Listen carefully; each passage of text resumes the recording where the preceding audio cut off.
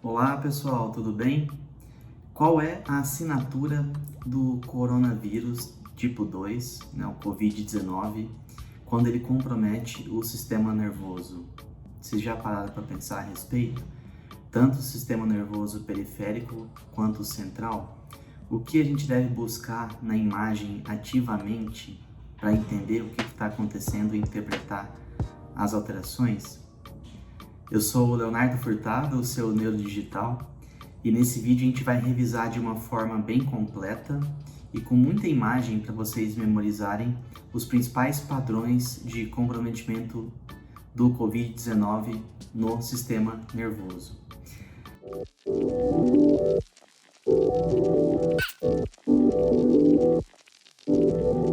Esse é um vídeo especial porque a gente aprendeu e vem aprendendo muito na prática com os casos que estamos vivenciando na pandemia.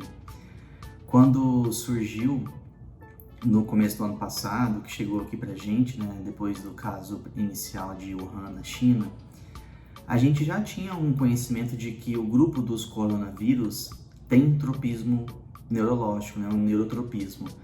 Mas o SARS-CoV-2 da Covid-19 em si, por ser um novo vírus dessa família, a gente exatamente não sabia como isso ia se comportar. E a gente aprendeu a partir dos casos, então, as principais características de imagem nesse cenário. A gente sabe que o acesso ao sistema nervoso ele é principalmente por duas vias, A via primeira, hematológica, segunda, neuronal retrógrada. E a partir daí, a gente entende o que acontece neurologicamente falando. Eu acho assim, o primeiro ponto que eu tenho que passar para vocês, que a gente às vezes tende a pensar é assim: qual é o padrão de imagem característico, típico do coronavírus no cérebro? Resposta: não há, pessoal. Não há um achado patognomônico desse vírus. O que há é entendimento das suas principais fisiopatologias e a partir daí sim, o que a gente tem que buscar ativamente na imagem. A gente pode tentar resumir a partir de duas palavras e aí sim destrinchar os comprometimentos que a gente pode encontrar neurológicos, As duas palavras seriam trombótico e inflamação.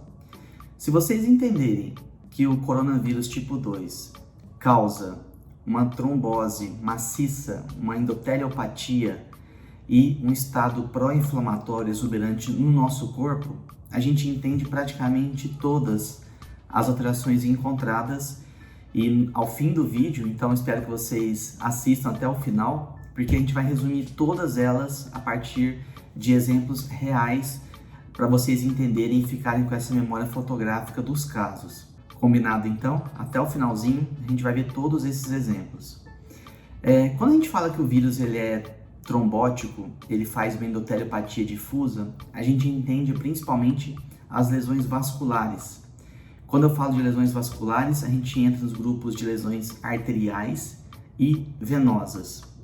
As lesões arteriais, elas podem ser as mais variadas possíveis, isquêmicas ou hemorrágicas, do tipo isquêmicas, infartos, de grandes ou pequenos vasos, de grandes ou pequenos territórios, a partir de dissecção arterial. O vírus ele causa uma fragilidade parietal que predispõe a ter dissecção dos vasos, oclusão de grandes ou pequenos vasos, e depois vocês vão ver um exemplo de oclusão do segmento M1 da artéria cerebral média esquerda, fazendo uma isquemia maior.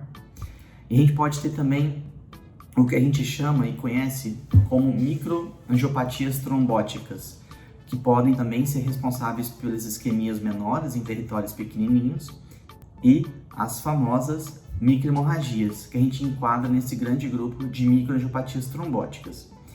As microhemorragias, elas não têm nada de exclusivo do coronavírus. A gente encontra elas também com um padrão bem semelhante por imagem em pacientes com púrpura trombocitopênica idiopática, síndrome hemolítica urêmica, coagulação intravascular disseminada, todas situações sistêmicas com lesão endotelial difusa, e o COVID entra nesse grupo. São microhemorragias geralmente inúmeras, incontáveis, na substância branca, sobretudo dos hemisférios cerebrais, com comprometimento do corpo caloso, e também achados isquêmicos relacionados nesses pequenos territórios também a gente pode encontrar, tá? Então falamos das isquemias pequenas e grandes, falamos das microhemorragias e a gente tem visto muito fenômenos hemorrágicos, também dos mais diversos. Hemorragia subaracnoide, além das microhemorragias, hemorragias de grande monta, catastróficas, lobares, com bastante repercussão clínica e por efeito de massa, desvio da linha média e as herniações cerebrais, tá? E, por fim, para a gente terminar o grupo das desordens vasculares, as tromboses, não só cerebrais, né, trombose dos seios, trombose de veias corticais, mas em qualquer outro vaso do corpo, esses fenômenos aumentaram muito. Fato é, os pacientes fazem muito mais TEP, né, nesse cenário do Covid, tá bom? Tá bem? E muito importante também, dentro ainda do grupo de vasculares, se vocês tiverem a possibilidade de fazer esse protocolo, adquirir a sequência ASL, que é aquela perfusão que a gente faz sem contraste, chamada Arterial Spin Labeling, porque não é infrequente a caracterização de distúrbios perfusionais em vários territórios nesses pacientes também.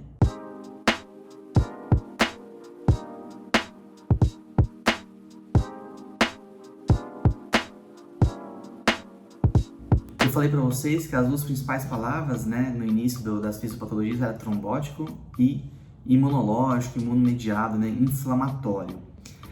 A gente sabe que quando o nosso corpo identifica alguma partícula viral que se pareça com alguma estrutura interna que nós já temos, a gente desencadeia as reações autoimunes. E com esse tipo de vírus não foi diferente, né? A principal proteína de superfície que ele tem, famosa, né, proteína spike, né, tipo espinho, ela é a principal proteína que se adere ao nosso envoltório celular e aí consegue se ficar localizado dentro da célula. Inclusive ela tem sofrido mutações que a gente está vendo nesses novos subgrupos de coronavírus que aumentam a sua transmissão, porque vai selecionando aquelas mais adequadas para invadir nossas células e com isso ficam mais transmissíveis. Não doenças mais graves, mas mais transmissíveis, na verdade. As proteínas spikes, elas se ligam aos receptores, por exemplo, da angiotensina tipo 2.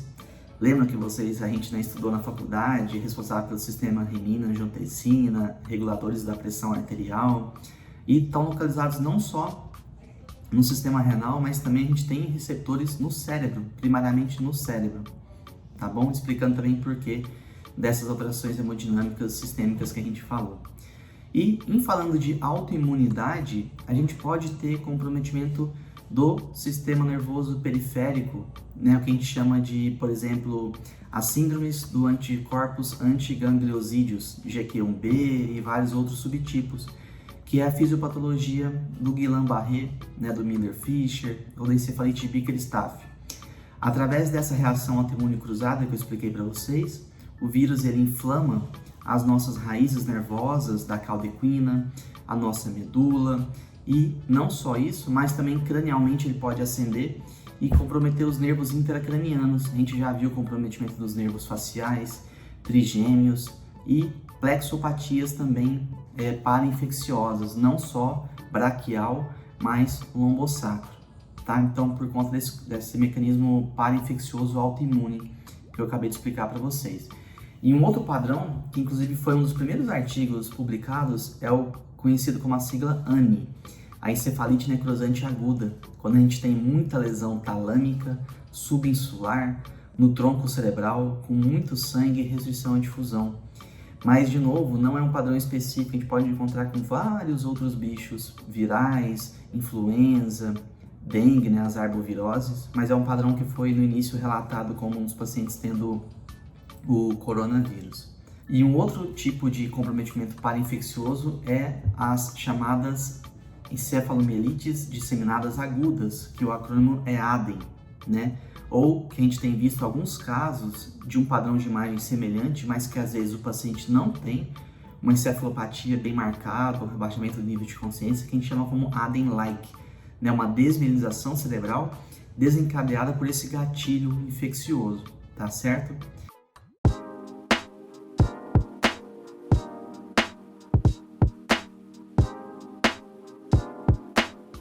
tá certo? Vamos falar um pouco agora a respeito da via que eu falei, neuronal retrógrada, e aqui a gente tem visto e aprendido bastante em relação ao comprometimento olfatório, né, dos pacientes. Através das fossas olfatórias, pacientes com secreção nessa região, ou às vezes a gente nem consegue detectar a secreção, os bulbos e nervos olfatórios podem ficar comprometidos. E a gente pode detectar então as neurites, pode ter inclusive hemorragia, tem alguns casos na literatura com hemorragia, e com realce tanto do nervo em si, uma neurite propriamente dita, ou na bainha do nervo ao redor, as perineurites. A gente vai ver um exemplo também no final do vídeo sobre essa alteração de imagem. E por isso é importante que a gente faça protocolo direcionado para estudar esses nervos coronais finos, né, da fossa craniana anterior, para estudá-los direitinho.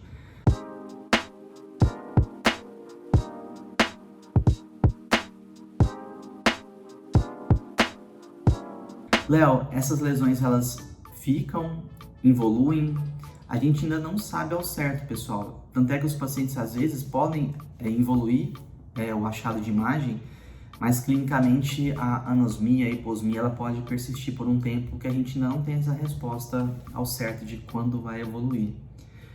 Um outro tipo de doença que a gente pode encontrar por alteração inflamatória e trombótica maciça é uma desregulação macrofágica, que a gente conhece como linfostocitose hemofagocítica. O vírus ele desregula de tal forma o nosso sistema sanguíneo de macrófagos, leucócitos, plaquetas e hemácias, que os próprios macrófagos passam a comer, né, a fagocitar essas células sanguíneas, que é o que a gente conhece como essa entidade que eu acabei de descrever para vocês. E aí no cérebro a gente pode ver leucopatias difusas, inespecíficas, assimétricas, com realce perivascular. Também tem um exemplo no fim para vocês lembrarem desse padrão de imagem.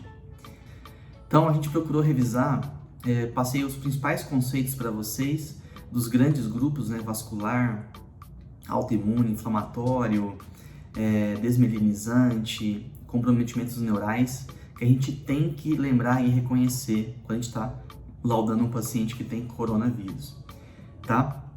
Reassistam o vídeo quantas vezes forem necessárias para vocês ficarem com essas memórias fotográficas que eu passei dos casos. Foram casos escolhidos a dedo de cada exemplo para vocês realmente memorizarem e ajudá-los na prática quando estiverem pegando um caso semelhante. E para finalizar ainda, a gente deixa um quadrinho de resumo de take-home messages do que procurar ativamente nesses pacientes. Tá bom? Agradeço a atenção de vocês nesse vídeo, que foi um pouco mais longo entre aspas, né? Porque é um assunto que merece toda a nossa atenção e respeito para a gente aprender e poder cada vez mais ajudar os pacientes que nos procuram. Tá certo? Fiquem com Deus a todos, um ano com mais saúde, como eu já falei antes para vocês, com mais vacina e mais leve pra gente. Um abração, fiquem com Deus. Tchau, tchau.